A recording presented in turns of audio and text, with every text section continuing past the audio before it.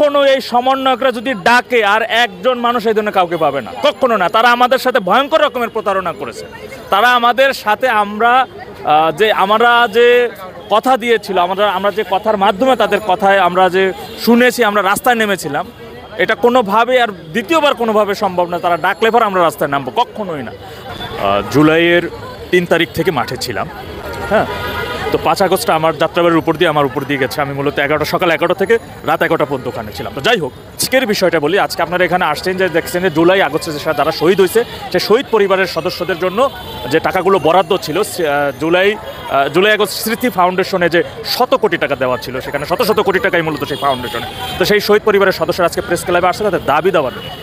আসলে আমরা দাবিটা কার কাছে করতেছি? আমরা জানেন যে আজকে থেকে আরও শুনলাম যে 7 তারিখে নাকি জনাব শারজিস আলম সাহেব তিনি পদত্যাগ করেছেন, কিন্তু সেটি 2 দিন আগে হচ্ছে। এটা সাধারণ মানুষ জানতে পারলাম, বা আমরা জানতে পারলাম যে উনি ফেসবুকে পোস্টের মাধ্যমে উনি সেখান থেকে পদত্যাগ করেন। তো এতদিন কেন উনি জানালেন না? এখন চারিদিকে একটা সরব হলো যে তাহলে সেই ফাউন্ডেশনের 100 কোটি টাকা কি আসলে ফাউন্ডেশন আছে? তবে আমি একটা জিনিস এখান থেকে যদি আপনারা নিজেরা রিয়েলাইজ করেন, আপনারা গণমাধ্যমের ভাইরা আছেন, আপনারা দেখছেন যে এবছর কিন্তু সর্বকালের একটি শ্রেষ্ঠ বন্যা হয়েছিল। আচ্ছা, আপনারা তো দেখছেন যে টিএসসিতে সেই বন্যার জন্য সাধারণ মানুষরা যে টাকাগুলো দিয়েছিল অনুদান হিসেবে তাদের খাবার দাবার এবং বাসস্থানের জন্য, সেই বন্যায় কবলিত ভুক্তভোগী মানুষের জন্য, বিশেষ করে সিলেট এবং ফেনীবাসীর জন্য, সেই টাকাগুলো এখন কোথায়? আপনারা জানেন যে 12 কোটি প্লাস টাকা সেখানে উঠেছিল, সেই টাকাগুলো কোথায়? তো যাদের কাছে আসলে, যাদের হাতে মানুষের অনুদান দেওয়া, সহযোগিতার জন্য, যে ঘরের জন্য যারা ভুক্তভোগী বন্যায়, সেই সাধারণ মানুষের অনুদানের টাকা, ভিক্ষার টাকা, সেই ভিক্ষার টাকা যাদের হাতে নিরাপদ না, তারা সেই ফাউন্ডেশনের এই শত কোটি টাকা তারা কীভাবে এই শহীদ পরিবারদের কাছে দিবে?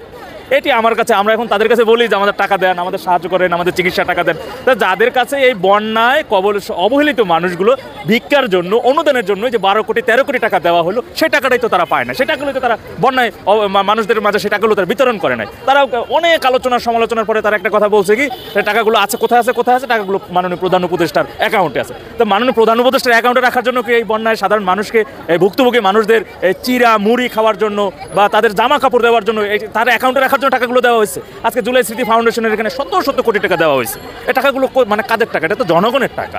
আজকে একটা অভ্যুত্থানে যারা শহীদ হয়েছে, যারা আহত হয়েছে, তাদের সহযোগিতার জন্য এই টাকাগুলো দেওয়া হয়েছিল। টাকাগুলো আসলে কোথায়? কোন মানুষটা কীভাবে টাকাগুলো পাচ্ছে? তাদের চিকিৎসার অবস্থা কি? আজকে দেখা যায় যে তাদেরকে মারধর পর্যন্ত করা হয়। কারা মারে? আহতরা কীভাবে মারে? ঢাকা মেডিকেলে ভর্তি আহতরা কীভাবে মারে? আসলে আমরা দাবিগুলো এখন কার কাছে তুলবো, বা কার কাছে এই দাবিগুলো করা, বা কাদের কাছে টাকাগুলো চাইতেছি, বা টাকাগুলো আসলে কি হচ্ছে, এটাই বুঝতে কিন্তু বাকি নেই সেই জিনিসটা। এটা এখন আসলে ওইভাবে, এখন যেহেতু অনুমানের উপর আবার কোনো কিছু বলা যায় না, কিন্তু যেগুলো দেখে আসছে এই পর্যন্ত সেই কথাটাই বলতে পারি। আজকে আমি যদি বলি যে আপনি যদি ছোট থেকে একটা ভালো একটা হাই ফ্যামিলি থেকে বড় হয়ে আসেন, যদি আপনার ছোট থেকে অভ্যাস হয় যে ছোট থেকেই আপনি ভালো খাবার খাচ্ছেন, তখন বড় হইলে আপনি যদি জেলে যান, হাজতে যান, বা একটা সময় যদি আপনাকে সেই খাবারগুলো কমিয়ে একটা নিম্নমানের খাবার দেয়, কিন্তু আপনি খেতে পারবেন না। আজকে দেখবেন আজকে আমরা দেখতেছি যে 3 লাখ টাকার কম্বল বিতরণের জন্য আমাদের একজন উপদেষ্টা তিনি 26 বার 27 বার হেলিকপ্টারে চলেন। মানে 3 লাখ টাকার কম্বল বিতরণে 20 লাখ টাকা খরচ করেন তিনি হেলিকপ্টার ভাড়া বাবদ। তো তারা তো নিজেরাই এখন আরাম আয়েশ একটা কিছু, মানে এসি রুম, নতুন যে একটা জৌলস, যে চাকরির জন্য আন্দোলন করে এখন হয়ে গেছে মন্ত্রী উপদেষ্টা। তো এখন তো আর সাধারণ মানুষের দরকার নেই। How impossible! কখনো এই সমন্বয়করা যদি ডাকে আর একজন মানুষ এই ধরনের কাউকে পাবে না, কখনো না। তারা আমাদের সাথে ভয়ঙ্কর রকমের প্রতারণা করেছে। তারা আমাদের সাথে আমরা যে কথা দিয়েছিল, আমরা যে কথার মাধ্যমে তাদের কথায় আমরা যে শুনেছি, আমরা রাস্তায় নেমেছিলাম, এটা কোনোভাবে আর দ্বিতীয়বার কোনোভাবে সম্ভব না। তারা ডাকলে পর আমরা রাস্তায় নামবো, কখনোই না। তারা আমাদের সাথে পুরো একটা প্রতারণা করছে। আমরা তো যেটা একটি কোটা ছিল, সর্বপ্রথম আন্দোলনটা ছিল কোটা, বৈষম্য বিরোধী আন্দোলন, কোটা বিরোধী আন্দোলন। সেই কোটার বিপক্ষে আমরা ছিলাম, কঠোর অবস্থানে ছিলাম। সর্বপ্রথম যখন বাংলা ব্লকেট হয় এই যে গুলিস্তানে, তখন তো এই যে এখানে সাবেক সেনাপ্রধানের মেয়ের জামাই পল্টন মোড়ের ওই পারে তার গাড়ি আটকানো, তিনি এখানে এসে হুঙ্কার দিলেন। তখন শারজিস আলম ভাইয়ের নেতৃত্বে এখানে আমরা আন্দোলন করছি। তো তারা তখন কিন্তু কোটার সময় কিন্তু কী ছিল, তখন তো স্লোগান ছিল এরকমের যে 71-এর বাংলায় বৈষম্যের ঠাঁই নেই, মুক্তিযুদ্ধের বাংলায় বৈষম্যের ঠাঁই নেই। কিন্তু তারা পরিস্থিতি আসলে কোথায় এসে দাঁড়ালো? আজকে তারা যেই একটা ক্ষমতা পাইয়ে গেল, ক্ষমতার উচ্চ শিখরে চলে গেল, এখন বলে কি যে 71 বলে কিছু নেই। এটাও আমরা শুনেছি, 71 বলেও কিছু নেই, তারা 71 অবমাননা করা হচ্ছে।